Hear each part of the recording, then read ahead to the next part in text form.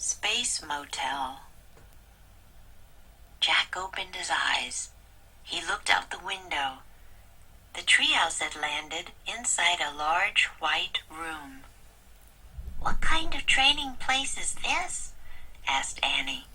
"I don't know," said Jack. The room was round. It had no windows. It had white floors and a curved wall lit by bright lights. "Hello," Annie called. There was no answer. Where were all the astronauts and space scientists? Jack wondered. "There's nobody here," said Annie. "How do you know?" said Jack. "I just feel it," said Annie. "We'd better find out where we are," said Jack. He looked at the page in the moon book. He read the words below the picture of the dome. A moon base was built on the moon in the year 2031. The top of the dome slides open to let spacecrafts enter and leave. "Oh, man," Jack whispered.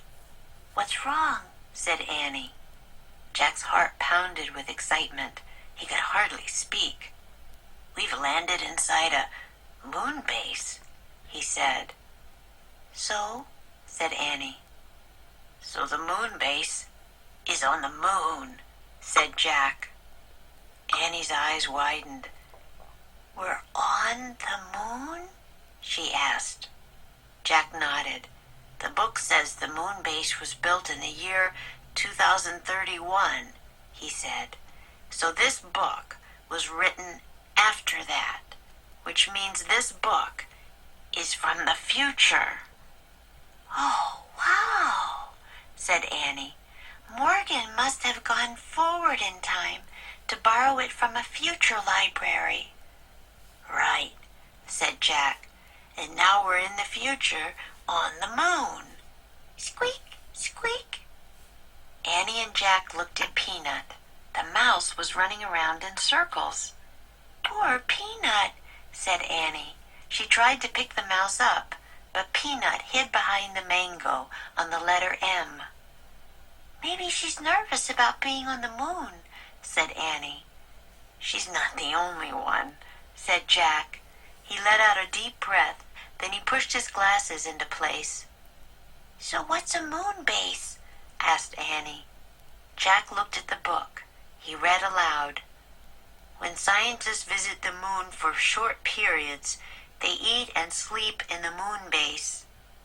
"A space motel," said Annie. "I guess," said Jack. He read more. "The small base has a landing chamber and a room for storing spacesuits. Air and temperature controls make breathing possible." "So that's why we can breathe," Jack said. "Let's explore," said Annie. "We have to find the fourth thing for Morgan." "No, first we should study this map," said Jack. He pulled out his notebook. "You study it," said Annie. Jack copied the map. Then he drew in the treehouse. "Okay," he said. He pointed at the X in his drawing. "We're here." Jack looked up. Annie was gone. "Oh, brother," Jack said. As usual, she had left without him before they could even make a plan. Jack put the moon book and pencil into his pack. Carrying his notebook and backpack, he started out the window. Squeak, squeak. Jack looked back at Peanut. The mouse was running back and forth on the M. "Stay here and be safe," said Jack. "We'll be back soon." Jack swung himself over the windowsill. His feet touched the floor of the landing chamber. "Annie?" he called. There was no answer. Jack looked at his diagram. It showed only one way to go. Jack walked along the curved white wall to the stairs. He climbed the steps to a hallway. "Jack, hurry!" Annie was at the end of the hallway, standing in the airlock. She peered out a window in a giant door. Jack hurried toward her. Annie stepped aside so he could look out the window too. "Oh, man," said Jack. his breath away. He stared at a rocky gray land.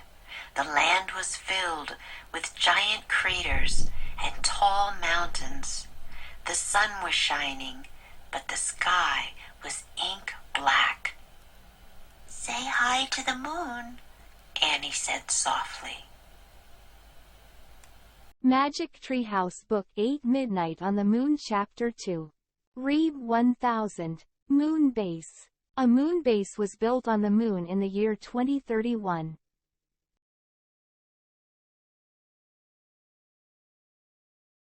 With excitement.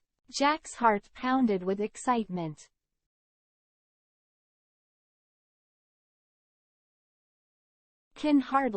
He could hardly speak.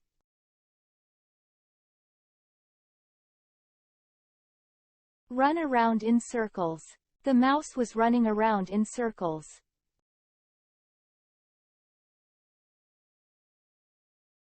Temperature control. Air and temperature controls make breathing possible.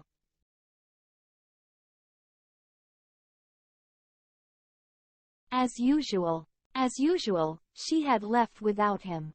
Take one's breath away. What he saw took his breath away.